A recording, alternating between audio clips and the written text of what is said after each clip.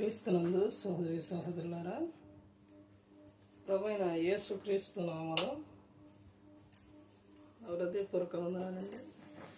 ముందుగా ఇంత మంచి సమయాన్ని ఇచ్చిన తండ్రైన దేవునికి ప్రభువైన క్రీస్తు ద్వారా కృతజ్ఞతాస్తుతులు చెల్లిస్తున్నానండి. అందరూ బాగున్నారండి? వాక్యం చదువుకొని ప్రార్థన చేసుకున్న తర్వాత పాఠంలోనికి వెళదామండి. మత్తయి గారు రాసిన సువార్త 20వ అధ్యాయం 20వ వచనం. అప్పుడు జెబెదయి కుమారుల తల్లి తన కుమారులతో ఆయన వద్దకు వచ్చి నమస్కారం చేసి ఒక మనవి చేయబోగా, నీవేమి కోరుచున్నావని ఆయన అడిగాను. అందుకు ఆమె, నీ రాజ్యమందు ఈయన ఇద్దరు కుమారులలో ఒకడు నీ కుడి వైపునను ఒకడు నీ ఎడం వైపునను కూర్చుండ సెలవిమ్మని ఆయనతో అడిను. ప్రార్థన చేసుకున్నాను. పరలోకమందున్న మా తండ్రి, పరిశుద్ర ప్రేమ గల తండ్రి, గొప్ప తండ్రి, యెహోవా తండ్రి, మీ ప్రియకుమారుడు యేసుక్రీస్తు ప్రభువారి ద్వారా కృతజ్ఞతాస్తుతులు చెల్లిస్తున్నాము నాయన. కూడికంతట్లో మీరు నడిపించండి ఆయన. వాక్యం బోధించుండగా వినువారు తండ్రి మంచి రోజుని తిని వాక్యానుసారంగా నడిచే భాగ్యం దయచేయండి. వాక్యం బోధించుండగా ఈ లోక సంబంధమైన జ్ఞానంతో కాకుండా మీ జ్ఞానంతో మాట్లాడే భాగ్యం దయచేస్తారని మా ప్రభువైన యేసుక్రీస్తు నామమున వేడుకుంటున్నాం తండ్రి, ఆమేన్. ప్రభువైన యేసుక్రీస్తు నామములో హృదయపూర్వక వందనాలండి. దేవుని కుమారుడు యేసుక్రీస్తు ప్రభువు ఈ లోకానికి వచ్చిన తర్వాత పరలోక రాజ్యం సమీపిస్తుంది కనుక మారు మనసు పొందమని ప్రకటింప మొదలుపెట్టారు. అంశం ఆశీర్వాదములు నీ ఆశీర్వాదములు నీ పిల్లలకు పంచిపెట్టాలంటే, నీ ఆశీర్వాదాలు నీ పిల్లలకు పంచిపెట్టాలి అంటే, ఇప్పుడు ఈ లోకములోని తండ్రి తల్లి పిల్లల క్షేమం కోరుకుంటారు. వారి కోసం ఆస్తులు సంపాదిస్తారు, భూములు సంపాదిస్తారు. ఇవన్నీ సంపాదించిన తర్వాత వారికి పంచిపెట్టాలంటే, ఇప్పుడు భూమి ఉందండి, ఒక ఎకరం పొలం ఉంది, ఇద్దరు కుమారులు ఉన్నారు, వారిద్దరికి చెర అరెకరం ఇవ్వాలి అని అంటే, ఇప్పుడు ఒక ఎకరంన్నర ఉందనుకోండి, ఇద్దరికి చెరాకరం అరెకరం ఇచ్చి తర్వాత ఇంకొక అరెకరం తండ్రి కాలం అయిపోతున్నప్పుడు అది వాళ్ళిద్దరిలో ఎవరికి పంచి పెట్టాలి, ఎవరికి ఇవ్వాలి? మీకు అర్థమైందండి? ఇప్పుడు లేకపోతే తండ్రి దగ్గర ఉన్నది పిల్లలకి ఇవ్వాలి, పంచి పెట్టాలి అని అంటే అది ఎవరికి ఇస్తారు? తండ్రి ఎవరికి పంచి పెడతారు?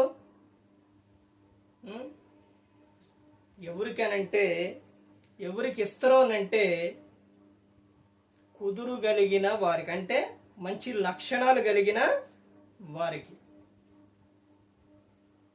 ఆశీర్వాదం పిల్లలకు పంచి పెట్టాలి అని అంటే వారు దేవుని యందు భయభక్తులు కలిగి ఉంటే, వాళ్ళు మంచి లక్షణాలు కలిగి ఉంటే తల్లిదండ్రికి ఉన్న ఏం చేస్తారు? పిల్లలకి ఇస్తారు. ఇప్పుడు పిల్లలకి ఇస్తే, పెద్దల వాళ్ళకి ఇస్తే వీళ్ళు ఏం చేస్తారు? పాడు చేస్తారు, తాగుతారు, అమ్మాయిలమ్మడి తిరుగుతారు, షికారులు చేస్తారు, తమ ఆస్తిని మొత్తం ఏం చేస్తారు? షికాకు చేసేస్తారు, దుర్వ్యాపారం చేస్తారు, మొత్తం పాడు చేస్తారు అని అంటే వారికి ఇవ్వటానికి ఇష్టపడతారా? ఇష్టపడరు. ఎందుకనంటే తాను ఎంతో కష్టపడి సంపాదించిన సంపాదన ఎందుకు పని బాట లేని ఆయనకు అప్పచెపితే దాన్ని ఏం చేస్తారు? మొత్తం కూడా పాడు చేస్తారు అని వీళ్ళ దగ్గర ఉన్న వాళ్ళకి ఇవ్వాలంటే ఇవ్వలేరు. ఇక్కడ చెబుతున్నారు కదా, నీ ఆశీర్వాదం పిల్లలకు పంచిపెట్టాలి అని అంటే, ఒకటి నీవు దేవుని యందు భయభక్తులు కలిగి, ఎవరో తండ్రి తల్లి దేవుని యందు భయభక్తులు కలిగి వారి వాక్యాన్ని విని ఆ వాక్యానుసారంగా నడిచినప్పుడు వారు ఏం చేస్తారు? ఆశీర్వాదం ఎవరికి ఇస్తారు? పిల్లలకు పెడతారు. ఇప్పుడు వీళ్ళ వాక్యం వినకుండా, వీళ్ళు మందిరానికి రాకుండా పిల్లలకు ఏమిస్తారు? వాళ్ళు ఏమి నేర్పుతారు? వాళ్ళు పిల్లలు ఈ రోజున ఎందుకు పనికి రాకుండా అయిపోతున్నారంటే, చిన్న వయసులో ప్రభు యొక్క శిక్షలో బోధలో పిల్లలనే పెంచకపోవటం, తర్వాత వాళ్ళు ఎదిగిన తర్వాత యవ్వనానికి వచ్చిన తర్వాత చెబితే వింటారా? వినరు. నువ్వు మొక్కై ఉన్నప్పుడే వంచాలి. మానైన తర్వాత నేను వంచుతా ఎరగది అంటే వంగదు. ఎప్పుడు వాళ్ళని అంటే బాల్యంలోనే సృష్టికర్త స్మరణ జరగాలి. పిల్లల హృదయాలు బాల్యము నుంచి ఏమైపోతున్నాయి? చెడిపోతున్నాయి, పాడైపోతున్నాయి. ఈ రోజున తండ్రి కానీ తల్లి కానీ పిల్లలను ఎంతో గారాబంగా పెంచటం, వారు ఏది చేసినా కానీ సమర్థించుకు రావటం, ఎదుటున్న వారు కానీ లేకపోతే అక్కడ ఉన్నవారు కానీ లేకపోతే పెద్దలు కానీ ఎవరన్నా ఏంటి అని అడిగితే మా పిల్లలు మా ఇష్టం, మేము ఏం చేస్తాం, మేము ఎలాగైనా పెంచుతాం, నీ పిల్లలో నీ ఇష్టం, రేపొద్దున ఏదన్నా జరిగితే అప్పుడు ఏడుస్తావు. నువ్వు భయంకరమైన విధానానికి నువ్వు పిల్లల్ని ప్రభు యొక్క శిక్షలో బోధలో పెంచకుండా నువ్వు వాళ్ళని గాలికి నువ్వు వదిలేస్తే వాడు గాలోడైపోతారో, తర్వాత తన్నులు తింటాడో, తర్వాత జైలుకు వెళ్తారు. ఈ రోజున తల్లి తండ్రి పిల్లలకు ఆశీర్వాదం ఇవ్వట్లా, ఏమిస్తున్నారు? శాపాలు ఇస్తున్నారు. నాయనా నీ ఇష్టం, నాయనా నీ ఇష్టం, తిరుగు తిరుగు తిరుగు తిరుగు తిరుగు తిరుగు తిరిగి తిరిగి తన్నులు తిను, నీ ఇష్టానుసారంగా జీవించు జీవించు, ఈ లోకం విడిచిన తర్వాత నరకానికి వెళ్ళు. ఈ రోజున చేస్తున్నదే తల్లి తండ్రి ఏం చేస్తున్నారు? పిల్లలకు శాపాలు ఇస్తున్నారు కానీ ఆశీర్వాదం ఇస్తున్నారా? ఏది ఆశీర్వాదం అని అంటే ఈ తల్లి ఆ పిల్లలకు ఏమి ఇవ్వాలనుకుంది? ఎక్కడికి తీసుకెళ్ళింది ఆ తల్లి? క్రీస్తు యొద్దకు తీసుకెళ్ళింది. ఇప్పుడు నీ ఆశీర్వాదం, నువ్వు దేవునిలో ఉన్నావు, నువ్వు దేవుని యందు భయభక్తులు కలిగి ఉన్నావు, నువ్వు దేవునిలో నువ్వు ప్రార్థన చేస్తున్నావు, వాక్యం వింటున్నావు, వాక్యం చెబుతున్నావు, ఇవన్నీ చేస్తున్నావు, దేవుని ఆశీర్వాదం నీకుంది. మరి నీ పిల్లలకు వద్దా? నీ పిల్లలకు నువ్వు పంచిపెట్టవా? వీళ్ళు మేము వెళ్తే చాలండి, మేము వెళ్తే చాలు. మా పిల్లోడేమో ఇంటికాడ కూర్చొని గేమ్స్ ఆడతారు, మా పిల్లోడేమో ఏం చేస్తారు? మా పాతను గ్రామంటూ రోనంటుండండి, ఏడుస్తుండండి, అలుగుతుండండి, ఫోన్ ఇవ్వంటుండండి. ఆ ఫోన్లో అసభ్యకరమైనవన్నీ చూసి, నగ్నమైన దృశ్యాలన్నీ చూసి తర్వాత ఏం చేస్తారు? వాళ్ళు బయట కూడా అదే విధంగా ప్రయత్నిస్తారు. ఈ రోజున అబ్బాయి అమ్మాయి అమ్మడ పడుతున్నారని అంటే, వాళ్ళ కామెంట్లు చేస్తున్నారంటే, వాళ్ళ మీద యాసిడ్ పోస్తున్నారంటే, వాడు బలత్కారంగా చేస్తున్నారంటే, అమ్మాయికి ప్లాన్ వేసి కరెక్టుగా ఇటే వస్తుంది, ఇది గిట్ట చేయాలనే ఆలోచన వాళ్ళకి వస్తుంది. ఎక్కడి నుంచి వస్తుంది? పనికి మాలిని అన్ని చూడటం వలన, సినిమాలు చూడటం వలన, ఫోన్లో చూడడం వలన. నువ్వు గారాబం అనుకుంటున్నావు. నువ్వేమనుకుంటున్నావంటే నేను నా కొడుకు బాధపడకూడదు, నా కుమార్తె బాధపడకూడదు అని నువ్వు అనుకుంటున్నావు. అది ఎంత ప్రమాదమో తెలుసా? చింతల్లి అక్షయ ఇందాక బెల్లం ఇది తీసుకుంది, అవి నోట్లో పెట్టుకుంది, అది కరగట్లేదు. పోనీలే కరగకపోతేలే నవిలిద్దుని అనుకుంటే నవ్వలేదు. ఇప్పుడు దాన్ని అలాగే ఉంచితే ఏమైద్ది? గొంతులోకి వెళ్ళిపోయిద్ది. గొంతులోకి వెళ్ళి అలా ఇరుక్కుపోయింది అనుకోండి, ఇటు రాదు అటు రాదు, ఎంత ఇబ్బంది పడిద్ది? ఒకసారి ఆలోచించండి. పిల్లల విషయాల్లో జాగ్రత్త తీసుకోవాలి. ఎమ్మండి ఆ తల్లి ఏం చేసింది? నోట్లో వెళ్ళిపెట్టి దాన్ని తీసి పారేసేసింది. ఇప్పుడు ఏడ్చినా కానీ తీసేసింది, ఇప్పుడు ఏడుస్తున్నా తీసేసింది. కానీ ఏడుస్తుంది కదా అని అలాగే ఉంచితే అది ఒకవేళ లోపలకు మధ్యలో ఇరుక్కుపోతే అసలు ఎంత బాధ ఒక్కసారి ఆలోచించండి. ఈ రోజున పిల్లల విషయాల్లో తల్లిదండ్రులు చేస్తున్న విషయం ఏంటంటే, ఆ పిల్లోడు అలుగుతురండి, నా పిల్లోడు బాధపడతారండి, నా పిల్ల ఏడ్చిద్దండి అని ఏం చేస్తున్నారు? ఫోన్లు ఇస్తున్నారు. వారిని ఎట్టబడితే అలాగా అందులో వాళ్ళు ఏం చేస్తున్నారు? అన్ని చూసేసి భయంకరంగా తయారైపోతున్నారు. ఇది వరకే చిన్న వయసులోనే ఏంటిదండి అది, ఏంటది పై నుంచి దూకే ఏంటి శక్తిమాన్ని వచ్చాయి, టీవీలో వచ్చాయి. వస్తే ఈ పిల్లోడు ఎక్కడన్నా ఎక్కడన్నా ఆపదలో ఇరుక్కుపోతే, లేకపోతే పైనుంచి దూకుతున్నా లేకపోతే దేనికైనా కానీ శక్తిమాన్ అంటే ఆయన రావటం ఈ పిల్లోని కాపాడటం అలాంటివి చూపించాడు. ఇప్పుడు తర్వాత బయట కూడా ఏం చేసేవాళ్ళు ఆ తర్వాత ఇప్పుడు అది ఎందుకు ఆఫ్ చేశారో తెలుసండి. ఎందుకనంటే పిల్లోడు పైకి ఎక్కడం, దానిపైన నుంచి దూకితే శక్తిమాన్ అని దూకితే ఆ శక్తిమాన్ వచ్చి కాపాడుతారని కింద పడి ప్రాణాలు కోల్పోవటం చూశారండి. అది ప్రాణహాని కాబట్టి ఏం చేశారు, ఆపు చేశారు.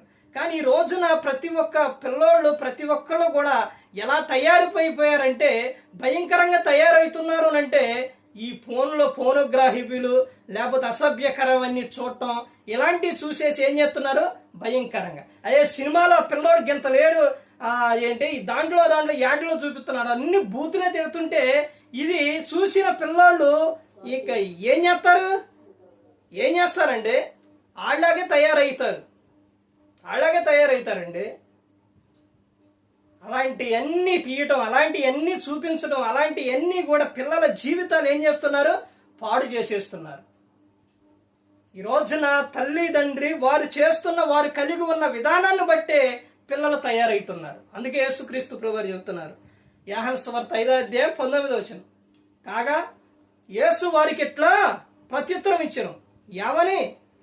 ఏమనిచ్చిందండి, తండ్రి ఏది చేయుట కుమారుడు అదే చేయను కానీ తనంతట తాను ఏది చేయడు అని చెప్తాడు. నువ్వు బూతులు మాట్లాడుతుంటే నీ కుమారుడు కృతజ్ఞత వచ్చిన మాట్లాడతారా? నువ్వు మందు తాగుతుంటే నీ కుమారుడు ఏమో పాలు తాగుతారా? నువ్వేమో సినిమాల సీరియల్ చూస్తుంటే నీ కుమారుడేమో చక్కగా చదువుకుంటాడా? ఒకసారి ఆలోచించండి. నీ పిల్లలకు నువ్వేం పంచి పెడుతున్నావు?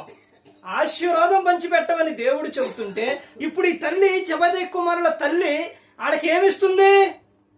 ఆశీర్వాదం. ఎలాంటి ఆశీర్వాదం అండి? ఎఫెసీయులకు రాసిన పత్రిక అపోస్తలుడైన పౌలు గారు ఎఫెసీయులకు రాసిన పత్రిక 1:2 ప్రతి ఒక్క మనుషునికి కూడా పరలోక సంబంధమైన ఏమని అంట, ఆ ఆత్మ సంబంధమైన ఆత్మ సంబంధమైన ఆశీర్వాదాలు ఉన్నాయి. ఏ ఆశీర్వాదాలు వద్దా నీ పిల్లలకే? నీ పిల్లలు ఎల్లప్పుడూ ఆనందంగా సంతోషంగా యుగాలు ఉండాలని నువ్వు కోరుకోవా? నీకు లేదా ఆలోచన? వాళ్ళు ఏమైపోతేనండి నాకెందుకండి, వాళ్ళు మేము కన్నాం, దేవుడిచ్చిండు మేము మా ఇష్టానుసారంగా పెంచేస్తాం. నీ ఇష్టానుసారంగా పెంచడానికి దేవుడు గర్భఫలం ఆయన ఇచ్చు బహుమానం. ఆ బహుమానం విషయంలో నిన్ను లెక్క అడుగుతురు. నేను ఇచ్చిన బహుమానం ఏది? ఇప్పుడు ఎవరైనా వివాహానికి దేని సందర్భం ఒక బహుమానం ఇచ్చారని గిఫ్ట్, దాన్ని తీసుకెళ్ళి దాన్ని మూల పడేసామనుకోండి, వాళ్ళు ఇంటికి వచ్చినప్పుడు చూశారనుకోండి, ఎలా ఉండిద్ది? బాధ ఉండిద్దా లేదా? అదే దాన్ని చక్కగా నువ్వు ఎదురుగా లేకపోతే గోడ ఎక్కడానికి పెట్టి చూసుకున్నావు మంచిగా, అది చూసినప్పుడు ఎలా ఉండిద్ది? వాళ్ళకి ఆనందం వేసిద్ది. అలాగే దేవుడు మనకు బహుమానాలు ఇచ్చిండు. ఆ బహుమానాలు ప్రయోజకులైతే దేవుడు ఆనందిస్తారు, సంతోషిస్తారు. నీ పిల్లలకి ఇస్తున్న ఆశీర్వాదం ఏంటో ఒక్కసారి ఆలోచించు. ఏమిస్తున్నావు నీ పిల్లలకి? యవనస్తుల పిల్లలకైనా పెద్దలకైనా ఫోన్ ఉండటం తప్పేం కాదు, ఫోన్ ఉండడం మంచిదే. కానీ దాన్ని వాడే విధానం ఏది? దాంట్లో ఏం చూస్తున్నారు? చిన్న పిల్లలు అంతంతసేపు ఫోన్లో చూస్తుంటే వాళ్ళ కళ్ళలో ఉన్న ఏమైపోతాయి, అవన్నీ మొత్తం కరిగిపోతాయి, వాళ్ళ మైండ్ పనిచేయదు. కానీ ఇవన్నీ కూడా ప్రతి ఒక్కరికి తెలిసి అదొక విధానంగా ఇది చేసేస్తున్నారు. ఏదైనా కానీ అది తప్పు అని అంటే నీ పిల్లలు షాకు పెట్టి కోసుకుంటారనంటే నువ్వు ఆ షాకుని ఇస్తావా? ఇవ్వో. ఎందుకని? అది తెగుతుంది కాబట్టి. కానీ ఫోన్ ఇస్తున్నావంటే దానివల్ల ఆయన బాగుపడతారు. వాళ్ళు సినిమాకి వెళ్ళి చూసేవాడు ఆ సినిమాలో ఉన్న మంచిని నేను తీసుకున్నా, నేను మంచిగా జీవిస్తున్నా అనని ఏమన్నా సినిమా చూసినప్పుడు బాగుపడతారా? అందులో ఉన్న ఆ అమ్మాయిని ఎలా కామెంట్ చేసిండు అది చేస్తారు. ఆడు మందు ఏడ తాగిండంటే అందరూ కూర్చొని ఛాయ్ ఏదో కొట్టుకుంటా మందు తాగుతారు. వీళ్ళు కూడా బయటకు వచ్చిన తర్వాత ఏం చేస్తారు? అలాగే చేస్తారు. వాడు బట్టలన్నీ చింపుకొని అక్కడక్కడ చింపుకొని తిరుగుతారు. వీళ్ళు కూడా అలాగే తిరుగుతారు. సినిమా చూసి బాగుపడ్డోళ్ళు ఎవరైనా ఉన్నారా? ఉండరు. మందు తాగి నేను బలం తెచ్చుకున్న వాళ్ళు ఉంటారా? ఉండరు. ఆస్తులు ఆరోగ్యం మొత్తం కూడా పోతుంది. జోదాలాడి నేను స్టేర్లు కట్టినాను వాళ్ళు ఉన్నారా? ఉండరు. బెకార్లు అయిన వాళ్ళే ఉంటారు. అర్థమైందండి? ఇవేంటంటే ప్రతి ఒక్కరూ కూడా తెలుసుకోవచ్చు. నీ జీవితాన్ని చేతులారా, నీ పిల్లల జీవితం, నీ జీవితం నువ్వే పాడు చేసుకుంటున్నావు. ఎవరన్నా ఏదైనా చెప్పారంటే మా ఇష్టం అండి, మీకెందుకండి? మళ్ళీ వాళ్ళతో మాట్లాడరేక చెప్పేది ఎవరి కోసం? ఎంత ఏ విధంగా నీ పిల్లలకి నువ్వు ఎలాంటి ఆశీర్వాదం పంచిపెడుతున్నావు ఒక్కసారి ఆలోచించు. శాపం ఇస్తున్నావా, ఆశీర్వాదం ఇస్తున్నావా? వాక్యాన్ని చదవను, ప్రార్థన చేయవను. ఎక్కడికి వెళ్తున్నప్పుడు కానీ ప్రార్థన, పాటలో. కానీ ఈ రోజున ఇవి నేర్పేవారు ఏమైపోయారు? తల్లిదండ్రి వాళ్ళే చేయట్లేదు, ఇంకా వీళ్ళకేమి నేర్పుతారు? అందుకని కుటుంబంలో ఏమొస్తుంది? భర్తకు భార్యకు ఐక్యత లేదు. వీళ్ళిద్దరు ఐక్యత లేకపోతే పిల్లల వారి మాట వినరు. పిల్లల వారి మాట వినకపోతే ఎలా ప్రయోజకులైతారు? ఒక్కసారి ఆలోచించండి. ప్రతి ఒక్కరు గమనించుకోవాలి, ప్రతి ఒక్కరు కూడా తెలుసుకోవాలి. ఏ ఒక్కరు కూడా నశించి నరకానికి వెళ్ళిపోకూడదని యేసుక్రీస్తు ప్రభువారు ఈ లోకానికి వచ్చి మనందరి కోసం సిలువలో తన ప్రాణాన్ని పెట్టి ఉన్నారు. నీ దేహాన్ని కాపాడుకోవాలి ప్రతి ఒక్కరు కూడా. అర్థమవుతుందండి? నీ ఆత్మ నిత్యము కూడా ఎలా ఉండాలో తెలుసండి? ప్రార్థన వాక్యముతో ఎప్పుడు కూడా ఇంకా ప్రార్థన చేయాలి, వాక్యం చదవాలి అనే తపనతోని నువ్వు ఉండాలి, విధంగా జీవించాలి. నువ్వు నేర్చుకోవాలి, నువ్వు వినాలి, నీ పిల్లలకి ఏం చేయాలి? నేర్పాలి. అప్పుడే వాళ్ళు ఏమవుతారు? ప్రయోజకులు అవుతారు. ప్రతి ఒక్కరు గమనించుకోవాలి. ఏ ఒక్కరు కూడా నశించి నరకానికి వెళ్ళిపోకూడదని యేసుక్రీస్తు ప్రభువారు ఈ లోకానికి వచ్చి మనందరి కోసం సిలువలో తన ప్రాణాన్ని పెట్టి ఉన్నారు. మరి ఈ విధంగా నిలబెట్టి మాట్లాడిచ్చిన తండ్రి దేవునికి కృతజ్ఞతాస్తుతులు చెల్లిస్తూ, ఇంతవరకు శ్రద్ధగా ఉన్న మీకు ప్రభు పేరున హృదయపూర్వక వందనాలు చెల్లిస్తూ ఈ మాటలు ముగిస్తున్న అందరికీ వందనాలు.